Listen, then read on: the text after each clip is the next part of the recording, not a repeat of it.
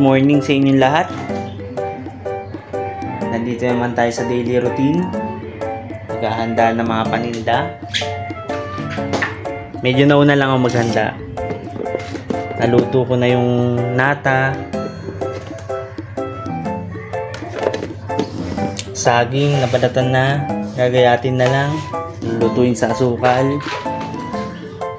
Tapos itong pearl. Para sa mga milk tea, luto na. Dito tayo sa kabila. Against the rate daw. Ito naman pugo, nakahanda na. Kukot na lang natin mamaya. Yeah. May ibang ganap tayo mga kaibigan.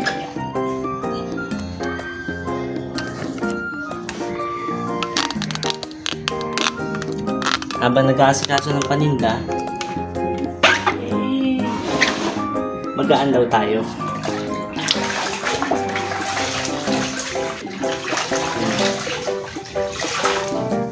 Ngayon kasi, April 7, may event sa SM. Milo Marathon event. And kasali yung anak ko. Ikukwento ko lang kasi, start ng event pala ay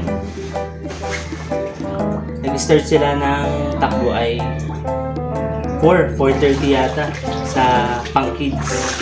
Medyo late kami. Pero kahit pa paano, nakaabot naman kami sa event. Andun marami pang tao. And nagtanong kami sa mga marshal. Salamat nga pala sa mga marshal na nag-assist sa amin na kahit pa paano yung anak ko ay nakatakbo. Na-experience niya makatakbo. Then nakakuha siya ng certificate.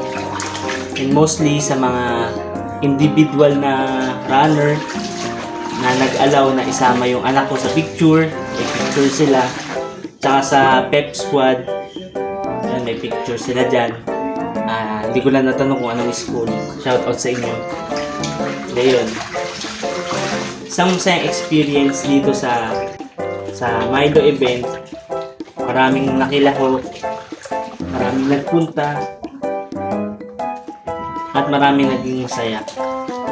Nga lang nakakapagod. Pero ayos lang, worth it.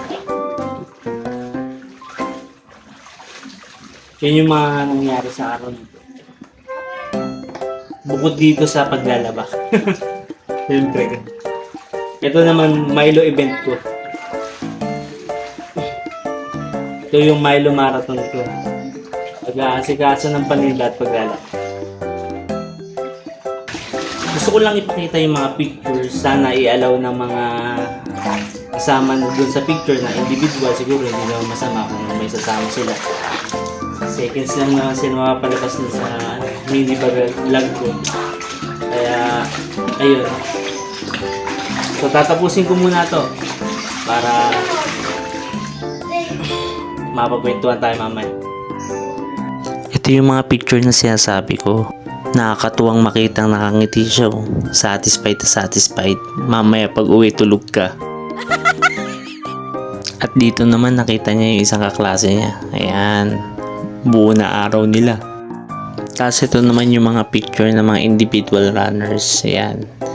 Na isama siya sa picture para kunwari may team siya. Tapos sila naman yung mga bait na cheering squad na inalaw na mapasama si Jester sa group picture nila. And yan lang yung mga nakuha kong pictures ng araw na yan kasi nagpo-full storage na yung cellphone ko eh. Dami din kasi nakasave na video. So kahit late kami, okay pa rin naman. Masaya naman siya, naging masaya naman kami. Habang nandun kami sa event, marami siya nakasalamuhang tao. Na-experience niya yung kung paano sumali sa marathon. At siguro sa susunod na event, kung meron pang ganyan, baka kaming tatlo na. Ako, si Mrs. tsaka si Jester na makakasama sa marathon. So yun lang. Salamat sa pagsama sa akin sa paglalaba. O paano, kita-kits na lang ulit sa vlog ko. Maraming salamat sa ulitin.